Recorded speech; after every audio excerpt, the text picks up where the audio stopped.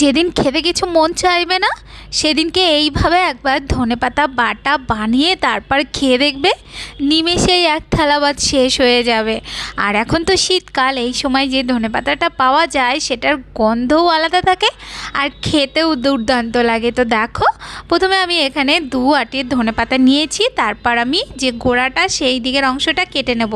এরপর ধনেপাতাটাকে ভালো করে বেছে ধুয়ে নেব। এরপর কড়াইয়ের মধ্যে সর্ষের তেল দিয়ে ওর মধ্যে একটু কালো জিরে, একটু শুকনো লঙ্কা আর এখানে আমি 2টো পেঁয়াজ সেটাকে টুকরো করে দিয়েছি, আর 8-10টার মতন দিয়ে দিয়েছি আমি ওর মধ্যে রসুন, আর 7-8টার মতন কাঁচা লঙ্কা।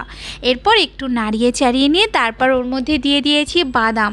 তো এখানে আমি 2 মুঠোর মতন বাদাম দিয়ে তারপরে কয়েক সেকেন্ডের জন্য একটু নাড়িয়ে চাড়িয়ে নিয়ে তারপর আমি ওর মধ্যে ধনেপাতাটা দিয়ে একটু নাড়িয়ে নিতে হবে। যখন ধনেপাতাটা একটু নরম হয়ে আসবে তখন ওর মধ্যে পরিমাণ মতো লবণ দিয়ে দেবো।